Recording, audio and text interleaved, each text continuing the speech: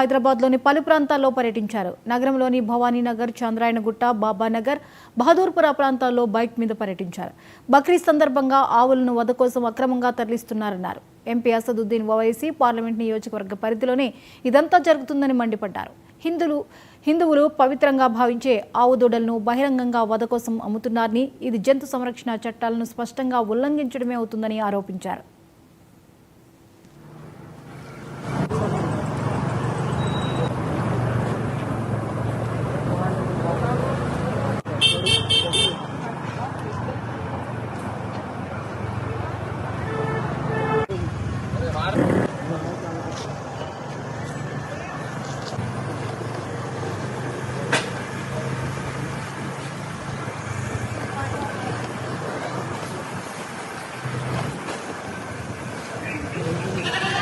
ఇవాళ హైదరాబాద్ పార్లమెంట్లో ఇంకా వేరే పార్లమెంట్లో ఏ విధంగా ఈ బక్రీద్ సందర్భంలో ఆవులు కానీ ఎద్దులు కానీ చిన్న చిన్న దొడలు కానీ కొయ్యనికి ఏ విధంగా తీసుకొని వచ్చినారో నాకైతే తెలియదు. కానీ ఇవాళ నేను ఇప్పుడే హైదరాబాద్ పార్లమెంట్లో ప్రతి ఒక్క డివిజన్ బైక్ పైన తిరిగి మీకు నేను అప్డేట్ చేస్తా, ఏరియా సహా నేను మీకు అప్డేట్ చేస్తా. ఎక్కడెక్కడ ఓపెన్గా ఇన్లీగల్గా ఈ ఎద్దులు అమ్ముతున్నారు.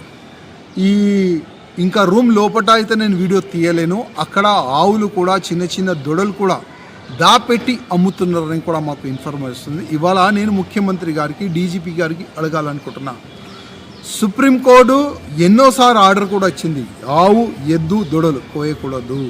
కానీ ఇన్లీగల్గా ప్రతి బక్రీద్ సందర్భంలో హిందువులకి మనోభావాలకి దెబ్బ తగిలేలాగా అట్లాంటి ఎంఐఎంఎల్ గుండోలు సహకారంతో ఆవులు ఎద్దులు కోయనికి రోడ్డు పైన అమ్ముతున్నారు. గవర్నమెంట్ ఏం చేస్తుంది, పోలీస్ ఏం చేస్తుంది నేను అడుగుతున్నా. అదేవిధంగా సుప్రీంకోర్టు చట్టాన్ని కాపాడే బాధ్యత మా పైన కూడా ఉంటుంది. ఇవాళ నేను ఈ వీడియో సుప్రీంకోర్టు వరకు కూడా పంపిస్తా, హైకోర్టు కూడా పంపిస్తా.